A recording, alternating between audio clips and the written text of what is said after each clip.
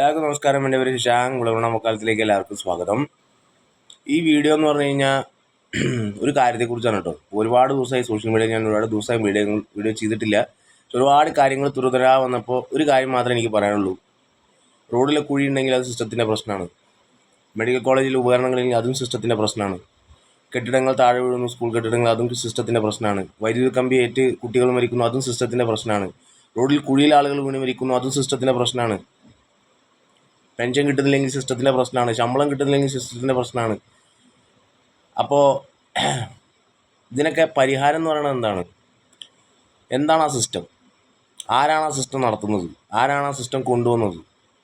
ഇതിലും വേണ്ട AI പോലുള്ളൊരു സർക്കാർ വെച്ചൂടെ? ആളുകൾ എന്തിനാണ് AI പോലൊരു സിസ്റ്റം വെച്ചിട്ട് അതിൽ ആദ്യത്തെ സർക്കാർ ആയിക്കോട്ടെ കേരളത്തിലെ. അതാകുമ്പോൾ പിന്നെ അതിൽ ChatGPT പോലെ അടിച്ചു കൊടുത്താൽ മതിയല്ലോ. ഇന്ന കാര്യത്തിൽ ഇന്ന സൊല്യൂഷൻ അവർ തരും. അല്ലെങ്കിൽ പിന്നെ ഈ ഡെമോക്രസി എന്ന് പറഞ്ഞ വലിയൊരു സിസ്റ്റവും അതേപോലെ അതിലൂടെ തിരഞ്ഞെടുത്ത ആളുകളും ഗവൺമെൻറ്റും കാര്യങ്ങളൊന്നും വേണ്ടല്ലോ. എല്ലാ വകുപ്പിലും സിസ്റ്റത്തിലെ പ്രശ്നമാണെന്നുണ്ടെങ്കിൽ, മൊത്തത്തിൽ സിസ്റ്റമാണ് പ്രശ്നം എന്നുണ്ടെങ്കിൽ, ആ സിസ്റ്റത്തിലുള്ള ആളുകൾ പ്രശ്നമാണ്, അല്ലെങ്കിൽ അവരുടെ എഫിഷ്യൻസിയാണ് പ്രശ്നം എന്നുണ്ടെന്നുണ്ടെങ്കിൽ പിന്നെ അതിനെ പരിഹരിക്കാൻ ഇനി വേറൊരു സിസ്റ്റം കൊണ്ടുവരേണ്ടി വരും. എന്ത് ചോദിച്ചാലും സിസ്റ്റത്തിലല്ലാണ്ട് വേറെ എന്തെങ്കിലും ഉണ്ടോ?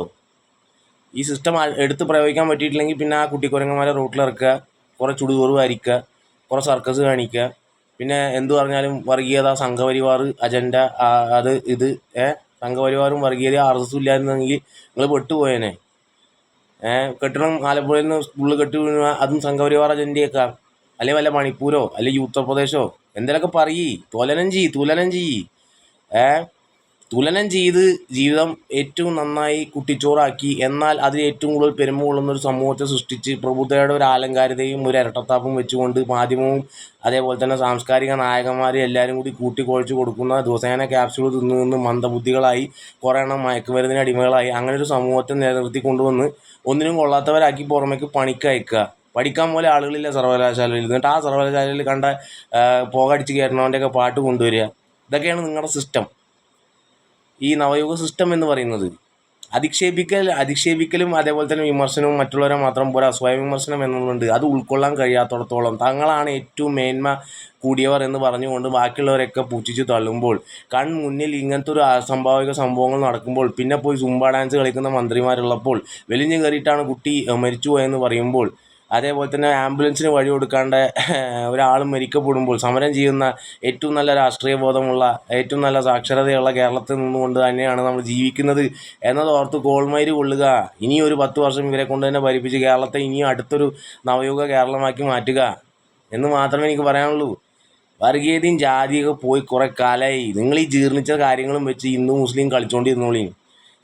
ഈ പ്രീണനം വെച്ചിട്ട് കുറേ ഉന്തിത്തള്ളി അവിടെ ഇവിടെ ഇറാനും പാലസ്റ്റീനും, സ്വന്തം നാട്ടിലൊരു സ്കൂൾ കെട്ടിടത്തിന് മര്യാദയ്ക്ക് അടച്ചുറപ്പുണ്ടോ എന്ന് നോക്കാൻ പറ്റാത്ത ഈ ഒരു നട്ടൽ വാഴപ്പിണ്ടിയാക്കിയ ആളുകൾ സിസ്റ്റത്തിനെ പഴിക്കുക എന്നല്ലാണ്ട് വേറെ എന്താ നിങ്ങൾ ചിന്തിക്കുന്നത്? അതിനുള്ള ഉത്തരമാണ് എന്ത് പൊള്ളയ ഉത്തരമാണ്. ഇതുപോലെ തന്നെയാണ് ഡൽഹിയിലുണ്ടായിരുന്നൊരു ചങ്ങായി. അതാണ് ആ ചങ്ങായി ഇപ്പോൾ മാറിയത്. അത് തന്നെയാണ് ഇപ്പോൾ ഇവിടെ നടക്കാൻ പോകുന്നത്. ഇനിയും പഠിച്ചിട്ടില്ല എന്നുണ്ടെങ്കിൽ സിസ്റ്റമാണ് പ്രശ്നം. ആ സിസ്റ്റമാണ് ഏറ്റവും വലിയ പ്രശ്നം. സിസ്റ്റം എവിടെയാണ് പ്രശ്നം എന്നറിയോ? നമ്മുടെയൊക്കെ തലച്ചോറുകളിലുണ്ടല്ലോ. ഇവർ അടിച്ചിറക്കുന്ന ക്യാപ്സ്യൂളുകൾ കഴിച്ച് മന്ദബുദ്ധികളായി കുറേ എണ്ണം ജീവിക്കുന്നുണ്ട്. അതിൻ്റെ പ്രശ്നമാണ്. അത് തിരുത്തണം. ഇതിൽ രാഷ്ട്രീയമൊന്നുമല്ല.